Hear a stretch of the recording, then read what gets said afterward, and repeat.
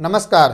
क्या अंबेडकर पर बोलकर फंस गए अमित शाह? अमित शाह ने राज्यसभा में जो कहा, इसके बाद इस्तीफा देने की मांग की जा रही है। अमित शाह इस्तीफा दो ये मुहिम चलाया जा रहा है और अब अमित शाह की मुश्किलें बढ़ रही है क्योंकि पूरा विपक्ष एकजुट होकर इसके खिलाफ प्रदर्शन करना शुरू कर दिया है। संसद से लेकर संसद से बाहर प्रेस कॉन्फ्रेंस कर हर जगह उनसे इस्तीफा मांगा जा रहा है, उनसे माफ़ी मांगने के लिए कहा जा रहा है। कल लोकसभा में एक देश एक चुनाव पर चर्चा हो रही थी, बिल लाया गया था, बिल पर वोटिंग भी हुई, उसमें सत्ता पक्ष के समर्थन में वोट कम पड़ गए, लेकिन इस पूरे टाइम पर प्रधानमंत्री जी सदन में अनुपस्थित थे, वो सदन में नहीं आए थे।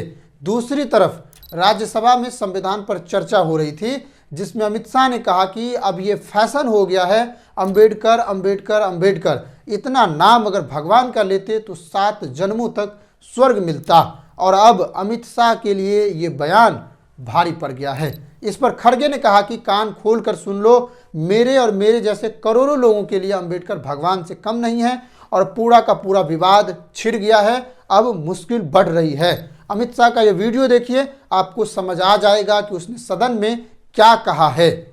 मान्यवर, अभी एक फैशन हो गया है, अंबेडकर अंबेडकर अंबेडकर अंबेडकर अंबेडकर अंबेडकर, इतना नाम अगर भगवान का लेते तो 7 जन्मों तक स्वर्ग मिल जाता। ये वीडियो सोशल मीडिया पर वायरल है और अमित शाह माफी मांगो इसका ट्रेंड चल रहा है और उससे इस्तीफे की मांग भी हो रही है। राज्यसभा में खड़गे ने मुद्दा उठाया, अमित शाह और बीजेपी को संविधान विरोधी करार दिया, दलित विरोधी करार दिया है। सदन के बाहर मल्लिकार्जुन खड़गे ने गृह मंत्री जी से इस्तीफे की मांग की है। आप ये वीडियो देखिए कि उसने क्या कहा है और क्यों इस्तीफे की मांग की है। और वो मंशा जो उनके दिमाग में है कि उनकी जो मनुस्मृति की आइडियोलॉजी है वो और आरएसएस की आइडियोलॉजी जो है वो दर्शाता है कि वो खुद वो बाबा साहब अंबेडकर के संविधान को रेस्पेक्ट नहीं देना चाहते हैं। उसीलिए हम वो कंडेम करते हैं और I demand his resignation. We all the parties demand his resignation and he should apologize to the country। और वो अपना काम करना चाहिए उन्होंने, और इस ढंग से अगर वो बात करते रहेंगे सारे हिंदुस्तान में आग लगेगी कि बाबा साहब अंबेडकर का अपमान कोई सहन नहीं करेगा।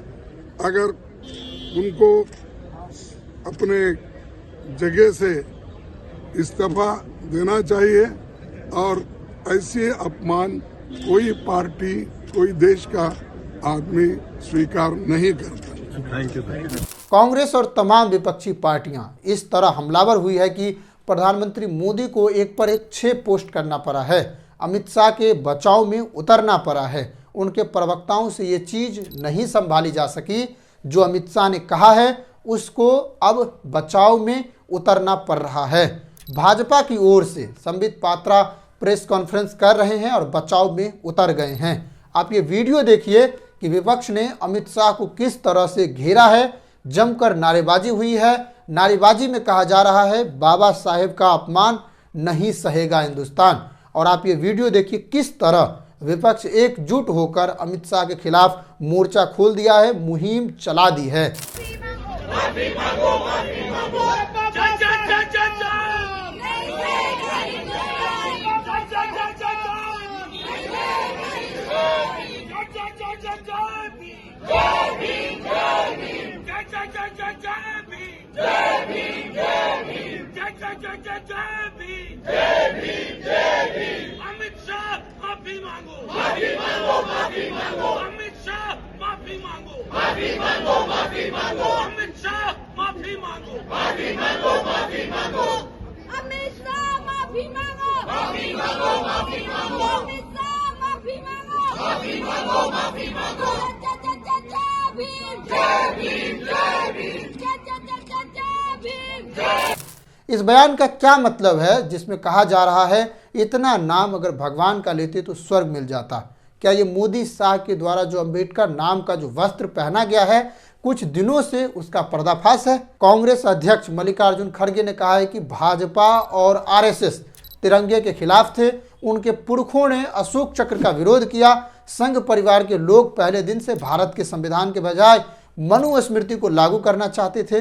अंबेडकर ने यह नहीं होने दिया। खड़गे ने स्पष्ट रूप से संघ परिवार और बीजेपी को संविधान विरोधी करार दिया है। आप इसे समझिए। संसद के बाहर राहुल गांधी मीडिया से बातचीत करते हुए आरोप लगाया कि बीजेपी और उनके नेता शुरू से ही कह रहे थे कि हम संविधान बदल देंगे। ये लोग अंबेडकर के विचारधारा के खिलाफ है, ये मनुस्मृति अपनाना चाहते हैं, जिस पर राहुल गांधी ने हाल ही में लोकसभा में अपना वक्तव्य भी दिया था और कहा था कि इस देश में संविधान और मनुस्मृति के बीच लड़ाई है और यहाँ पर तय करना है कि कौन बड़ा है। और इस तरह उसने सावरकर के मुद्दे पर भी बीजेपी को घेरा था, क्योंकि सावरकर का कहना था कि संविधान में भारतीय कुछ नहीं है और सावरकर को बीजेपी के द्वारा, आरएसएस के द्वारा पूजा जाता है, भगवान माना जाता है। और राहुल गांधी ने इस पर अपना बयान दिया था और कहा था, क्या आप वो कह सकते हैं कि सावरकर ने गलत कहा है, और इस तरह उसे घेरा था। दूसरी तरफ अगर भाजपा की बात की जाए तो भाजपा की ओर से प्रधानमंत्री मोदी ने खुद इसका मोर्चा संभाला और बचाव में उतर गए। उन्होंने एक पर एक 6 पोस्ट किए और इस तरह अंबेडकर का अपमान गिनाने लगे हैं। लेकिन मोदी जी ये कह देते कि ये जो कहा गया है अमित शाह के द्वारा वो अपमान है या नहीं, तो इस मुद्दे पर अधिक स्पष्टीकरण हो जाती। अगर आपको दलितों के लिए भाजपा की सरकार कितना एग्रेसिव है, वो कितना काम करती है, ये समझना है तो आपको मध्य प्रदेश में दलितों के ऊपर हुए अत्याचार को याद करना पड़ेगा। दलित के बेटी के साथ जो हाथरस की घटना हुई, जिनमें उनके साथ रेप किया गया और आज तक उनको न्याय नहीं मिल पाया और वो न्याय की आस लगाए बैठी है वहाँ के लोग, उस घर के लोग, इसको समझना होगा। इस लड़की के साथ रेप करने वाले कौन लोग थे? वे उच्च जाति कहे जाने वाले लोग थे। तो यहाँ ये बात साफ होती है कि सरकार अंबेडकर और संविधान नाम का कपड़ा पहनना चाहती है, लेकिन हकीकत में ऐसा कुछ नहीं है। तो इससे क्या समझा जाए कि ये दलितों के लिए भगवान कहे जाने वाले अंबेडकर का अपमान किया है या उनके द्वारा किए गए संवैधानिक प्रावधानों का अपमान किया है, जिससे दलितों को आज मुक्ति मिल रही है, जिससे आज दलित अंबेडकर को भगवान मान रहे हैं। ये बात किसी से छुपा नहीं है कि लोकसभा चुनाव के बाद किस तरह अंबेडकर के नाम पर राजनीतिक रोटियां सेकी जा रही है और ये सबके सामने स्पष्ट है। अब इसके आगे क्या होगा ये देखना बाकी है। अमित शाह को माफ़ी मांगना चाहिए या उन्हें इस्तीफा देना चाहिए? आप कमेंट करके बताइए और हमारे चैनल को सब्सक्राइब जरूर कीजिए और पूरे वक्तव्य पे आप कमेंट कर सकते हैं और बता सकते हैं कि अमित शाह ने जो कहा है वो गलत है या सही है, और आपको कमेंट करना है और बताना है। लेकिन आप एक बात समझ लीजिए कि अंबेडकर के नाम पर जिस तरह से आज राजनीतिक पार्टियां काम कर रही है, अपनी रोटियां सेक रही हैं, लेकिन दलितों के साथ जो अन्याय हो रहा है, संविधान में जो प्रावधान किए गए हैं, आर्टिकल 14, आर्टिकल 15, जिसमें कहा गया है कि किसी भी धर्म, मूल, जाति, वंश के लोगों के साथ अन्याय नहीं होगा, भेदभाव नहीं होगा, आज वो लागू है? क्या आज ये समानता हर लोगों को मिला है? नहीं मिला है। अभी अभी की घटना है, जब एक दलित दूल्हा घोड़ी पर बैठता है तो उनके ऊपर पत्थरबाजी की जाती है। अभी अभी की घटना है ये, और ये सब कैसे होता है? तो ये आपको समझना पड़ेगा कि इस देश में दलित विरोधी कैंपेन कौन चला रहा है, कौन सा वर्ग है जो दलित विरोधी काम कर रहा है।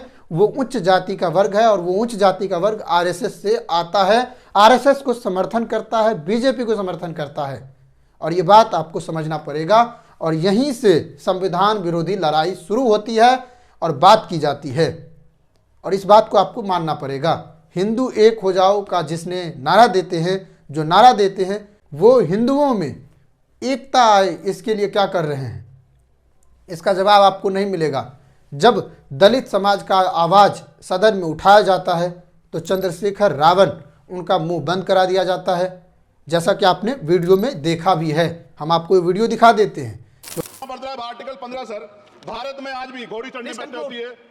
प्लीज सर क्या दलितों को यहाँ भी 4 minutes, 4 minutes, you can put, I will give 1 minute, 1 minute. तय कर लो सर, अगर सबको 4 मिनट दे दो Finish in 1 नहीं सर, minute. ये भेदभाव नहीं चलेगा दलितों के साथ। Allotted time is 4 minutes, don't waste. भाई सर, Take 1 आप क्या minute. करोगे? सबको 4 मिनट दिए तो Take 1 minute. आप मना करो, मैं बंद कर देता हूँ उसको। क्या दलितों को सबसे आखिरी मेंबर मिलेगा, बोलने का मौका All मिलेगा? individuals are क्या having- मजाक कर रहे हैं सर आप? No, all independent people are having only 4 minutes, you take sir 1 minute. Independent में अपनी पार्टी का मेंबर हूँ सर, और जीत के आया हूँ सर, किसी के दया में नहीं आया। Take 1 minute and finish. Sir कल भी बोले तो एक पार्टी के लोग, आप मौका दो सर। तो किस तरह उसे सदन में बोलने नहीं दिया जा रहा है और आप हिंदू एकता की बात कर रहे हैं, तो ये कहां से संभव है? इसे समझना होगा और आपको कमेंट करके बताना है कि इस पूरे मामले में क्या सही है और क्या गलत, और उसे माफी मांगना चाहिए या नहीं। नमस्कार, जय हिंद।